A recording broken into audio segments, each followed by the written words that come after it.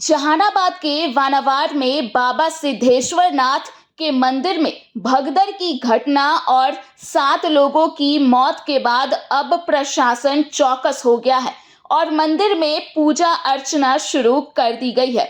श्रद्धालुओं का आना शुरू हो गया है।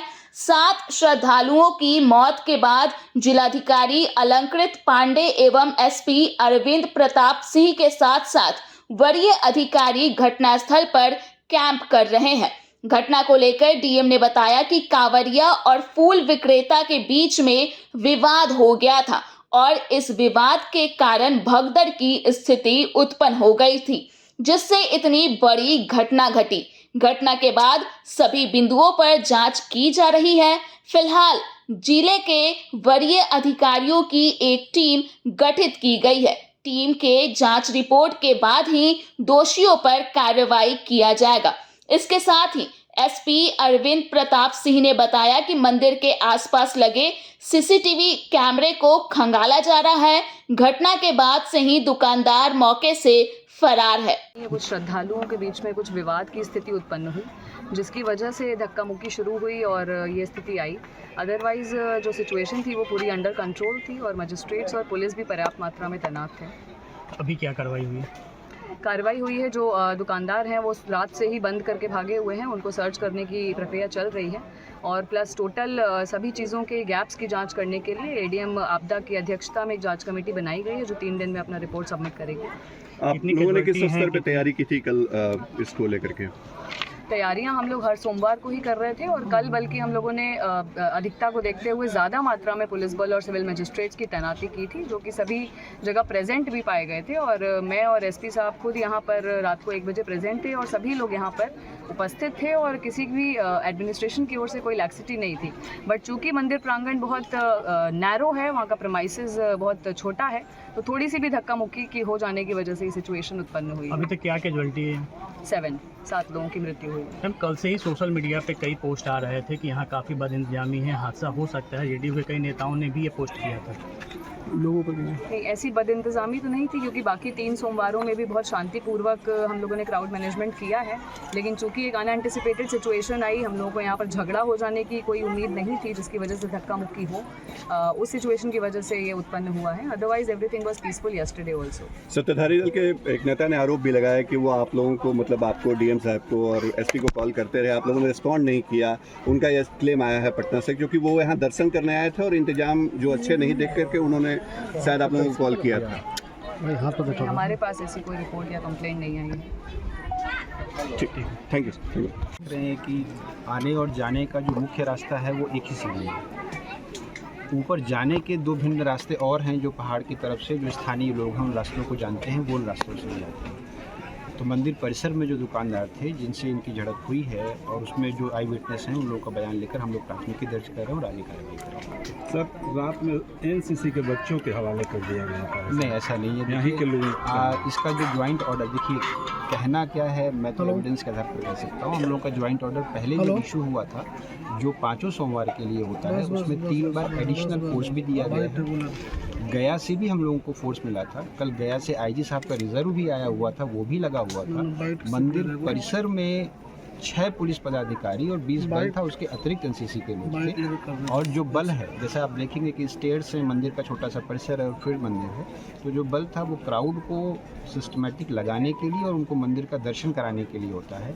पहली बार क्राउड मैनेजमेंट के लिए हम लोगों ने ये भी प्रयास किया था कि पहले मंदिर का जो गर्भगृह है वो और छोटा है, और जो आप लोग जो यहाँ के स्थानीय लोग हैं वो जानते होंगे कि मंदिर में जो गर्भगृह के अंदर जाकर वो अर्घ्य चढ़ता था, जिससे और एक बॉटलनेक क्रिएट होता था। तो हम लोगों ने अर्घ्य को भी बाहर लगवाया था, ताकि जितने लोग जा रहे हैं वो बाहर से ही करके लौट आए।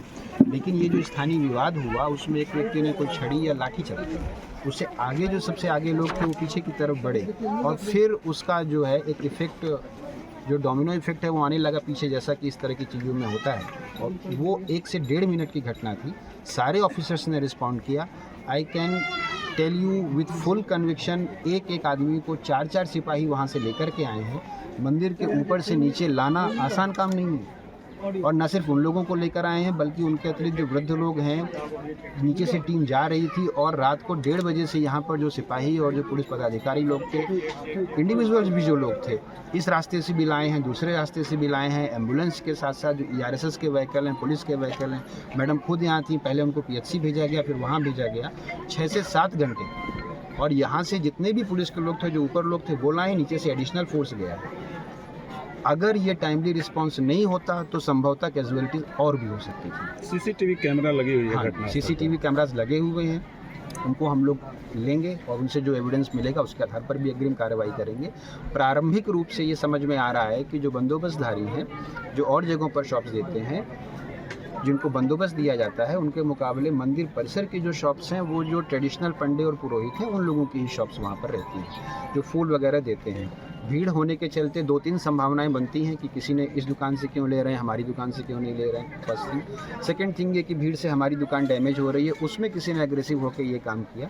और 2 आई विटनेस हम लोगों को ऐसे मिले हैं जिनका कहना है कुछ यंग लड़के थे, उनकी तरफ से शॉप वालों को प्रोवोक भी किया गया। इसकी वजह से ये प्रॉब्लम हुई है। इसकी जो प्रिपेयर्डनेस है, ये इसका एंटीसिपेशन क्राउड मैनेजमेंट में बहुत मुश्किल है, नहीं किया जा सकता। लेकिन जो रिस्पांस है वो हम लोगों ने अपनी आंखों से देखा है और जिस डेडिकेशन के साथ फोर्स गई है वो हम लोगों के सामने ही हुआ है। ये निश्चित तौर पर कहना चाहिए कि अगर वो डेडिकेशन और वो टाइमली रिस्पांस नहीं होता तो कैजुअलिटीज़ और भी बढ़ सकती। कोई बदलाव भी किया गया है इस बार के बाद? अब हम लोगों का जो अभी है, हम लोगों की तरफ से, मैडम की तरफ से भी प्रपोजल गया था कि जो यहाँ पर ये स्टेयर्स हैं, लॉन्ग टर्म प्रपोजल्स हैं, क्योंकि ये फॉरेस्ट डिपार्टमेंट में आता है, तो इन स्टेयर्स का जो रखरखाव प्रॉपर हो, बैरिकेडिंग प्रॉपर हो। जैसा कि आप लोग देख रहे हैं कि यहाँ पर एक बड़े प्रपोजल में रोपवे का भी प्रपोजल चल रहा है। बट लॉन्ग टर्म में एक इशू ये है कि जैसे आने वाले, मतलब पिछले कई वर्षों में जो हम लोगों के पास आंकड़े हैं कि यहाँ आने वाले श्रद्धालुओं की संख्या बढ़ी है, तो बेटर ये होगा कि आने और जाने के रास्ते पृथक हों। आने और जाने के रास्ते पृथक नहीं होते और ऊपर चढ़ने के 3 रास्ते बन जाते हैं, तो जो क्राउड मैनेजमेंट है उसका एंटीसिपेशन करना पड़ता है और नीचे उतरने का मुख्य रास्ता फिर यही हो जाता है। सर, घायलों का कहना था, जो प्रत्यक्षदर्शी हैं, कि मंदिर परिसर के पास पुलिस थी, लेकिन जहाँ पे घटना हुआ वहाँ पे NCC के कैडेट्स नहीं थे। मंदिर परिसर जो है, आपने देखा होगा, तो पुलिस एक तरफ रहती, एक तरफ शॉप्स हैं।